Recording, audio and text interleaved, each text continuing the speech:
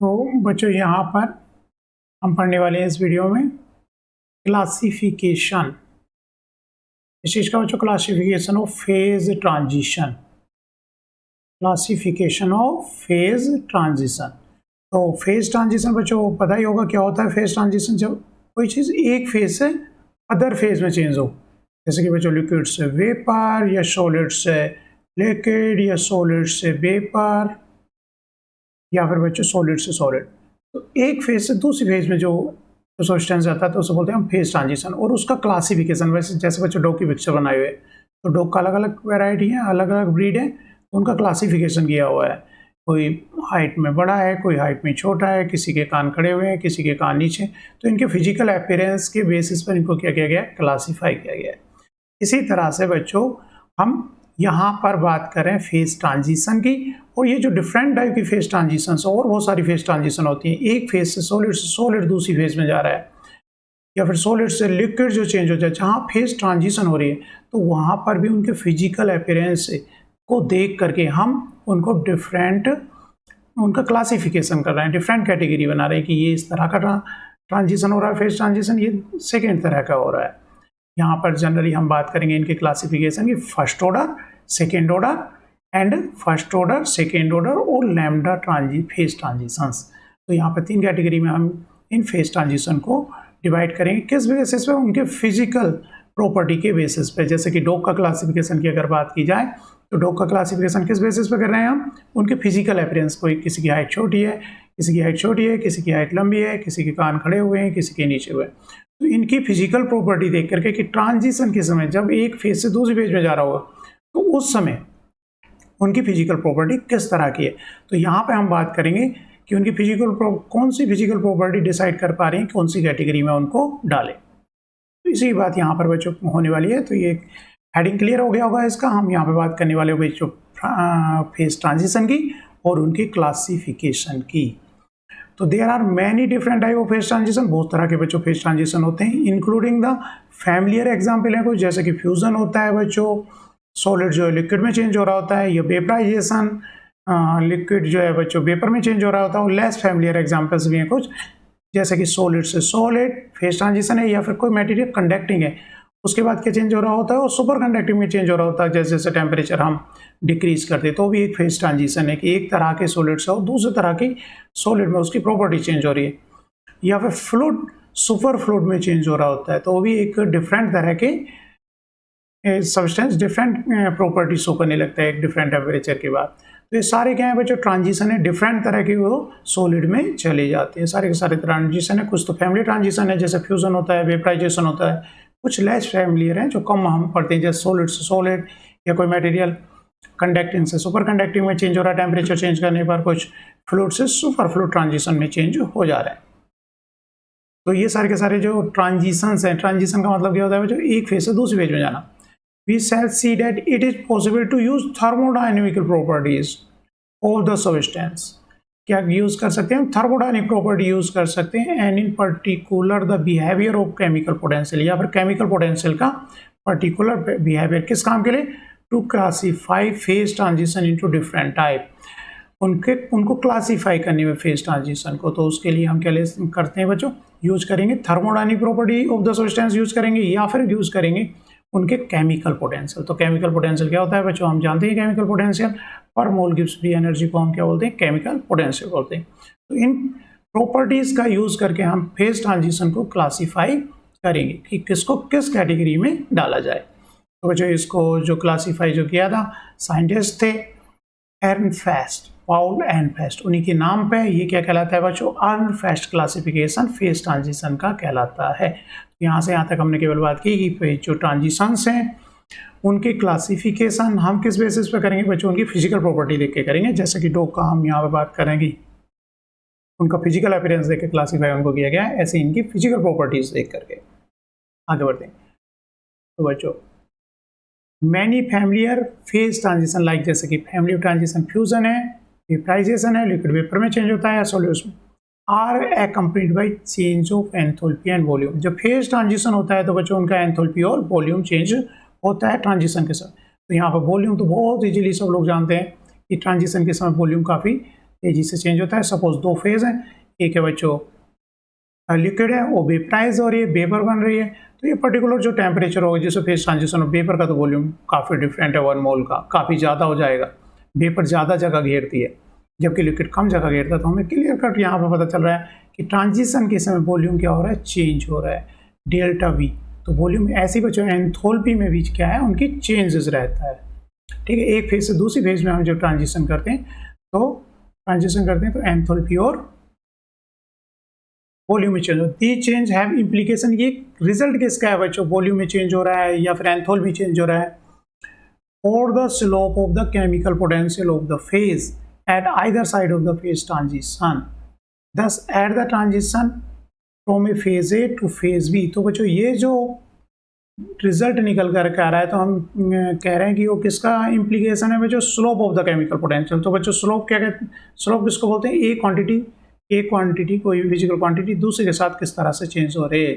यहाँ पर अगर हम बात करें इम्प्लीकेशन की, तो जैसे कि हम कहें गिब्स फ्री एनर्जी किस तरह से चेंज हो रही है। अगर टेम्परेचर के साथ हम चेंज की बात करेंगे तो किसके बराबर आता है, dg अपॉन dt अगर करेंगे तो एंट्रोपी चेंज के बराबर वो आता है एट कांस्टेंट प्रेशर पर। प्रेशर कांस्टेंट किया तो बच्चों ये वाली टर्म 0 हो गई, तो dt को उधर ले जाओगे एट कांस्टेंट प्रेशर पर, तो क्या आएगा, एंट्रोपी के बराबर आ जाएगा। ऐसे ही बच्चों गिब्स फ्री एनर्जी जो है P के साथ किस तरह से चेंज हो रही है, उसका फर्स्ट डेरिवेटिव टेम्परेचर कांस्टेंट करोगे तो dt चेंज इन dt 0 हो गया, तो यहाँ पे गया dg upon dp equal to v, volume के बराबर हो गया। dg अपॉन क्या कह रहा हूँ बच्चों में, dg upon del p at constant temperature पर किसके बराबर है, वॉल्यूम के बराबर है।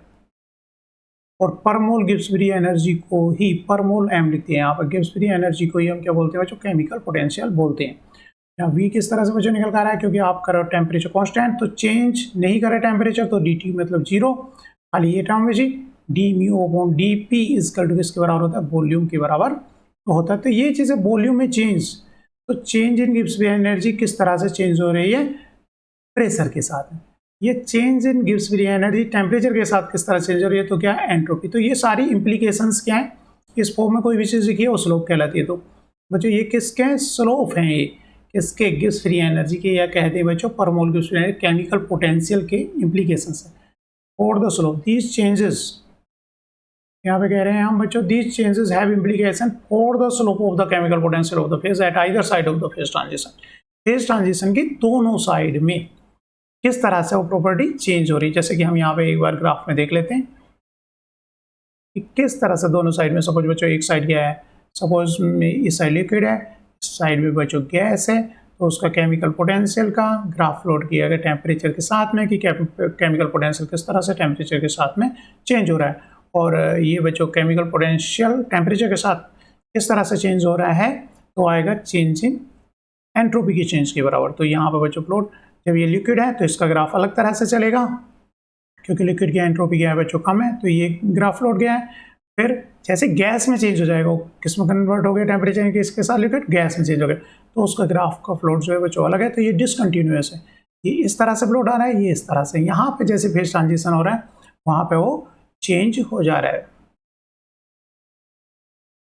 समझ में आ जाएगा, बाद में बच्चों फिर से हम इसको समराइज करेंगे। तो इस तरह से हम कह सकते हैं एक फेज में, बीटा फेज में प्रेशर के साथ केमिकल पोटेंशियल किस तरह से चेंज हो रहा है, तो क्या कहलाता है, वॉल्यूम कहलाता है। इससे देखा डीजी इक्वल वीडीपी से हमने, और दूसरी फेज में किस तरह से उनका चेंजेस। तो कहने का मतलब ये वॉल्यूम का चेंजेस, ये किस चीज़ की इंप्लीकेशन है कि किस तरह से गिब्स फ्री एनर्जी इनके साथ चेंज हो रही है, किस तरह से गिब्स फ्री एनर्जी किसके साथ हो रही है, टेम्परेचर के साथ चेंज हो रही है। तो क्या, चेंज इन एंट्रोपी, और चेंज इन एंट्रोपी कनेक्टेड किसके, एंथैल्पी किस तरह से चेंज हो रही है ट्रांजिशन में। तो यहाँ पर जो हम कह रहे हैं बच्चों ये कि आर एक्कम्पनीड, जो फेज ट्रांजिशन होते हैं, फेज ट्रांजिशन लाइक फ्यूजन हो रहा है, vaporization, are accompanied by change in enthalpy. तो एंथैल्पी और वॉल्यूम में चेंज हो रहा है और एंट्रोपी में भी चेंज हो रहा है। लेकिन ये चेंजेस किसके implication, for the slope of the chemical potential, chemical potential किस तरह से चेंज हो रहा है either side of the phase transition, phase transition के दोनों साइड में। तो उसकी ये इंप्लीकेशन है, उसके ये रिजल्ट है। क्योंकि चेंज इन केमिकल पोटेंशियल क्या कहलाता है बच्चों, विद प्रेशर कहलाता है, वॉल्यूम में चेंज के बराबर आता है वो। और change in chemical potential with temperature किसके, एंट्रोपी, और एंट्रोपी क्या है, एंथैल्पी के बराबर इक्वल है अगर टेम्परेचर से हम डिवाइड कर दें। बिकॉज तो यहाँ पर खाली हम ये चीज़ समझा रहे हैं, हम यहाँ पर डिवाइड नहीं किया है कि किसको क्या बोलेंगे, हम केवल यहाँ पर बच्चों क्या कह रहे हैं, हम ये कह रहे हैं कि किस तरह से फेज ट्रांजिशन होती है। तो उस समय वॉल्यूम चेंज होता है, एंथैल्पी का चेंज आता है। वॉल्यूम का चेंज तो हमें लाइफ में दिखाई देता है, जैसे लिक्विड से जैसी वेपर बनती है तो एकदम से वेपर का वॉल्यूम काफ़ी ज़्यादा होता है और लिक्विड का काफ़ी कम होता है। ऐसी एंथैल्पी का भी सेम वे में लिक्विड की कम होगी या वेपर की ज़्यादा होगी। तो एंथैल्पी का चेंजेस भी उसी तरह से आ रहा है क्योंकि एंट्रोपी के डिफरेंस के वो प्रोपोर्शनल है। तो del transition change in volume और change in enthalpy are non zero है, वहाँ पर मतलब जीरो नहीं है फेज जब ट्रांजिशन हो रहा है। और मेल्टिंग और vaporisation, it follow that such transition of the slope of chemical potential plot against either pressure or temperature are different on either side of the transition। Transition के दोनों साइड में अगर हम ग्राफ प्लॉट करें, transition के दोनों side में मतलब एक तरफ ये बाउंड्री लगी हुई है, इधर को है बच्चों लिक्विड सपोज, इधर को गैस, और केमिकल पोटेंशियल का ग्राफ प्लॉट करें, म्यू का सपोज टेम्परेचर के साथ ग्राफ करें, लिक्विड साइड करेंगे तो ये स्लोप आ रहा है, लेकिन जब हम गैस की साइड इसको स्लोप प्लॉट करेंगे तो डिफरेंट आ रहा है। तो दोनों साइड में मतलब फेज ट्रांजिशन यहाँ पर है और लिक्विड की साइड में ग्राफ प्लॉट किया जाए या फिर गैस की तो क्या है, डिफरेंट है। ऐसे सेम वे में रहेगा अगर म्यू को ग्राफ प्लॉट करें हम प्रेशर के साथ में। अब फिर से लाइन पढ़ो, शायद ये समझ में आई होगी। अगर हम म्यू का ग्राफ जो है बच्चों फेज ट्रांजिशन के दोनों साइड में करें, मतलब लिक्विड की साइड में और गैस की साइड में, तो क्या है बच्चों, डिफरेंट है। Non zero melting, it follow that the transitions of slope of chemical potential plotted against either pressure या तो प्रेशर के साथ या temperature are different on either side of the transition। Transition के दोनों साइड क्या है, वो डिफरेंट है। In other words, first derivative of chemical potential with respect to pressure and temperature are discontinuous at the transition।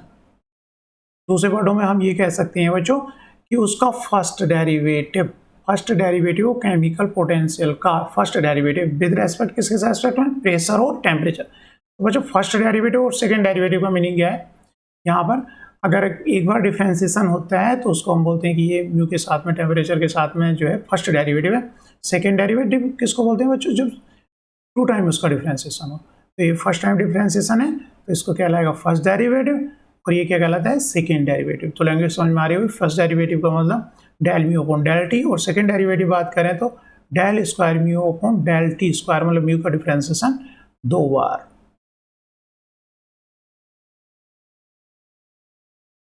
तो यहाँ पे कह रहे हैं अदर वर्ड्स में first derivative chemical potential with respect to pressure, तो वॉल्यूम के बराबर होता है फर्स्ट डेरिवेटिव, मतलब प्रेशर के साथ में first differentiation.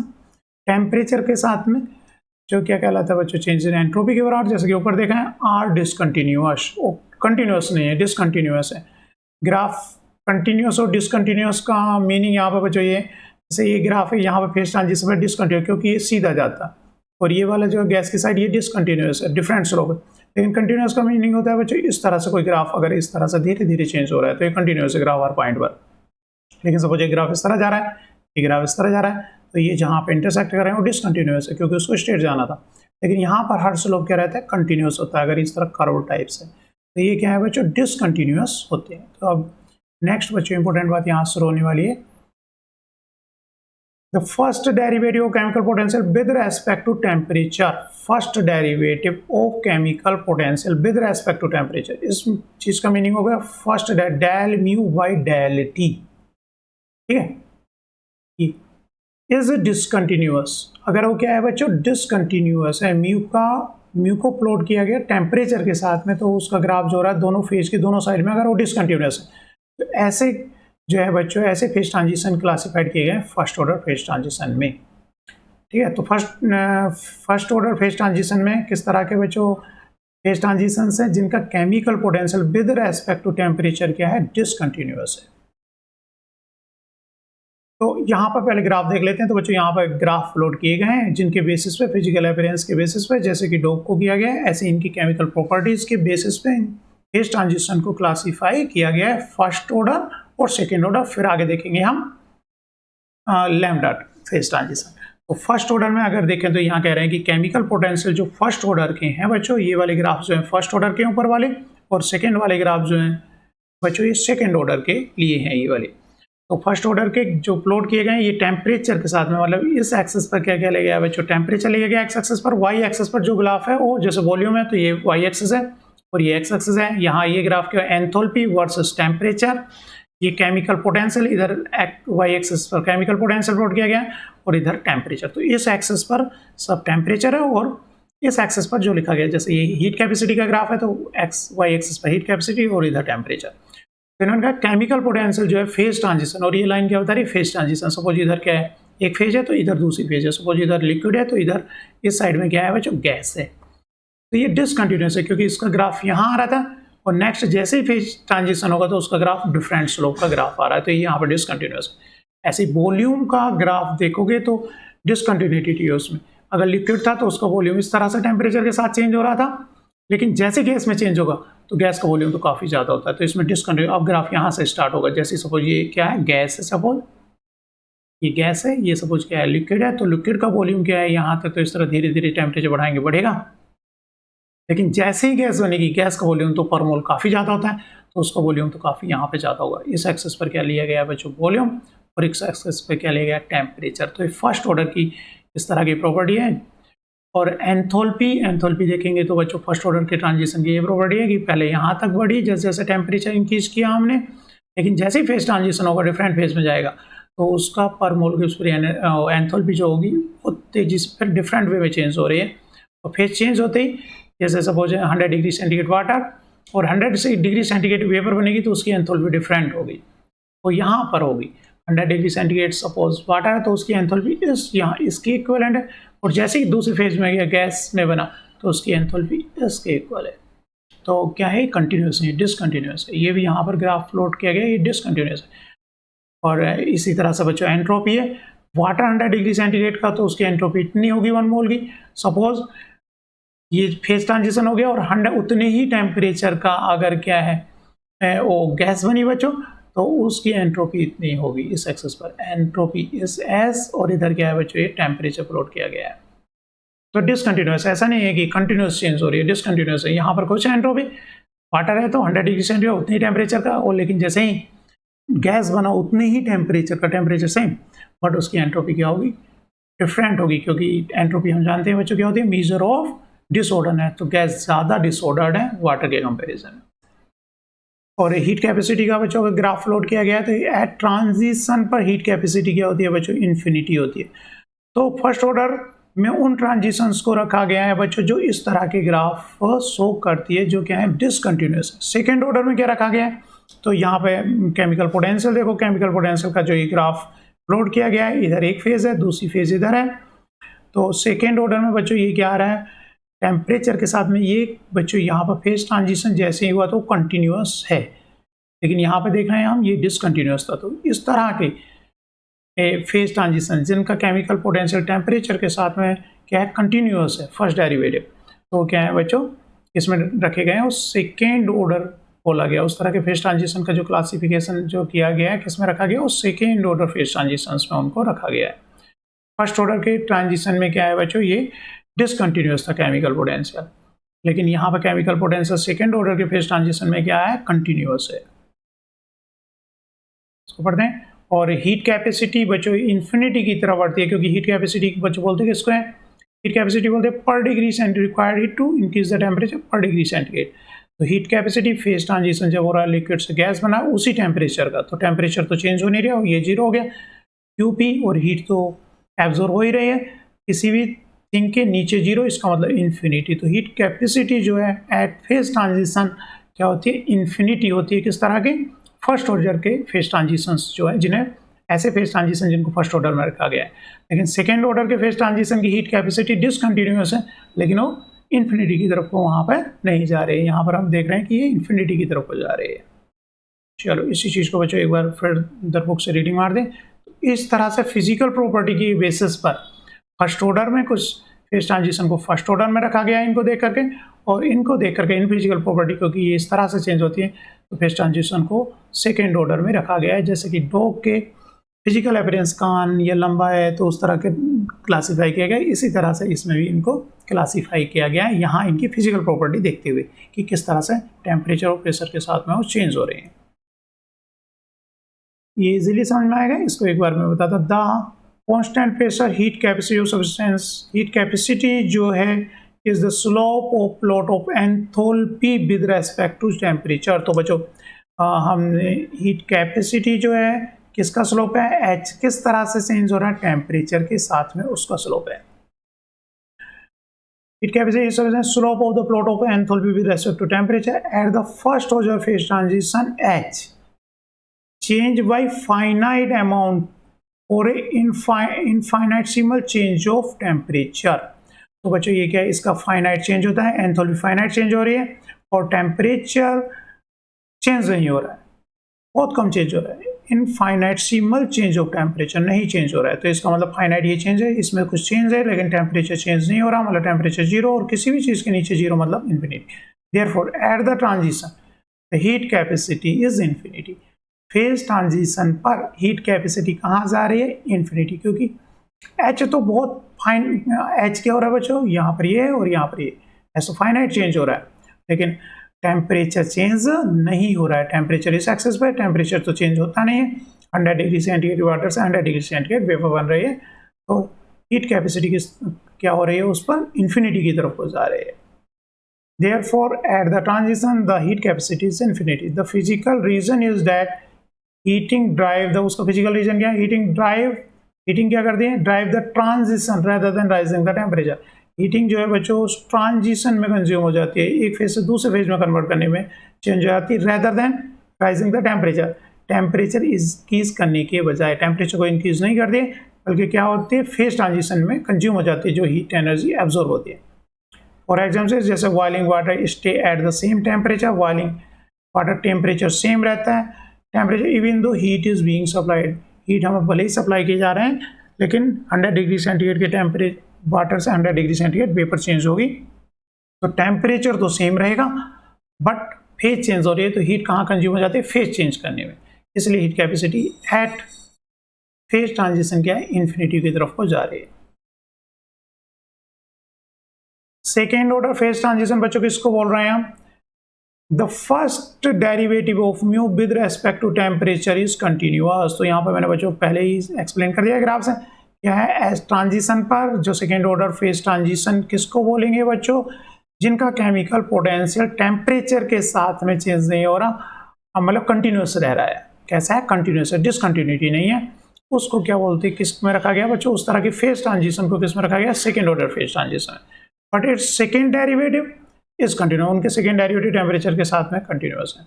A continuous slope of mu, a graph with the same slope on either side of the temperature, either side of the transition, either side of the transition का meaning क्या है बच्चों, इधर suppose different transition है, इधर suppose liquid है और इधर सपोज गैस है बच्चों, तो आइदर साइड मतलब इस साइड और इस साइड, दोनों साइड क्या आ रहा है, कंटिन्यूअस आ रहा है, इस तरह से डिसकंटिन्यूटी नहीं है। किस तरह की, ये डिसकंटिन्यूटी थी यहाँ पर, इधर सपोज जो है यहाँ पर लिक्विड है और सपोज यहाँ पर गैस है, तो यहाँ पर डिसकंटिन्यूटी, इसका स्लोप डिफरेंट है, इसका स्लोप डिफरेंट है, लेकिन यहाँ पर्टिकुलर पॉइंट पे ये स्लोप डाला है हमने, तो यहाँ पर भी सेम स्लोप है और इस साइड में भी, यहाँ पर इस रीजन में देखेंगे तो सेम स्लोप है ट्रांजिशन के समय।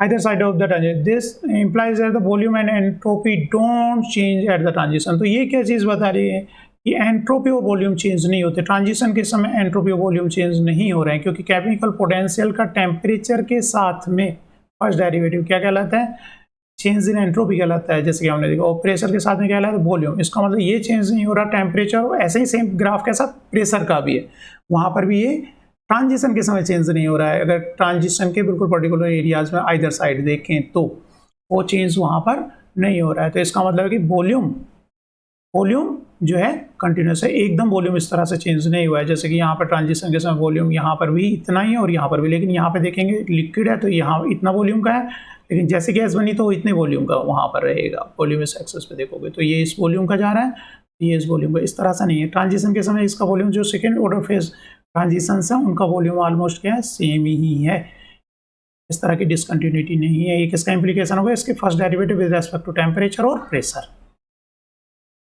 एक चीज और यहाँ पर बच्चों समझ लेते हैं कि लैम्डा ट्रांजिशन किसको बोल रहे हैं। इसी तरह बच्चों ये एटकिंसन ये सारा इसकी रीडिंग करनी है।